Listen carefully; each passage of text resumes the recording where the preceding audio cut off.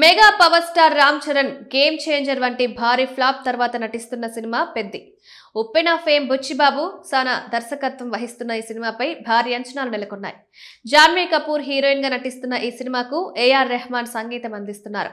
తాజాగా ఈ సినిమాలోని మొదటి సాంగ్ ను విడుదల చేశారు. చికిరి అంటూ సాగే పాటను చిత్ర యూనిట్ విడుదల చేశారు. అయితే ఈ పాటపై నెటిజన్ల నుంచి మిశ్రమ స్పందన లభిస్తోంది. ముఖ్యంగా లిరిక్స్ అస్సలు బాగోలేవని శ్రోతలు అభిప్రాయపడుతున్నారు. రామ్ చరణ్ వంటి స్టార్ హీరోను పెట్టుకుని ఇలాంటి పాట అంటూ నెటిజన్లు విమర్శలు గుప్పిస్తున్నారు. రహమాన్ వంటి ఆస్కార్ అవార్డు గ్రహీతతో బొక్క, తిక్క, దీనక్క లాంటి పదాలు ఉన్న లిరిక్స్ కు ట్యూన్ చేయిస్తారా అంటూ అభిమానులు ఆగ్రహం వ్యక్తం చేస్తున్నారు. ఏఆర్ రెహమాన్ రేంజ్ ఏంటో మీకు తెలుసా అంటూ ప్రశ్నిస్తున్నారు. దీనికి తోడు పాట తెలుగు నేటివిటీకి తగ్గట్టు లేదనే అభిప్రాయం వ్యక్తమవుతోంది.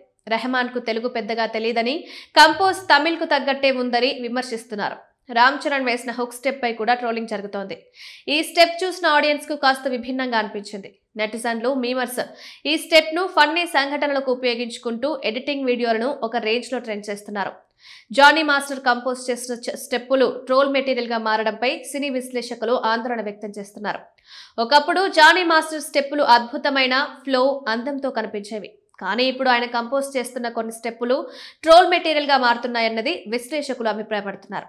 జైలుకు వెళ్లక ముందు ఆయన చివరిగా కంపోజ్ చేసిన గేమ్ చేంజర్లోని ధోక్ పాట కూడా అనుకున్న స్థాయిలో క్లిక్ అవ్వలేదు.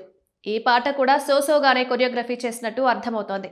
మొత్తంగా పాటకు సోషల్ మీడియా ఆడియన్స్ నుంచి యావరేజ్ రేంజ్ రెస్పాన్స్ సొంతం చేసుకుంది. మొదటి పాట అభిమానులను కాస్త నిరాశకు గురిచేసింది. మిగిలిన పాటలైనా బాగుంటే ఫ్యాన్స్ లో ఏర్పడిన ఈ నెగిటివ్ ఫీలింగ్ కాస్త పోతుంది.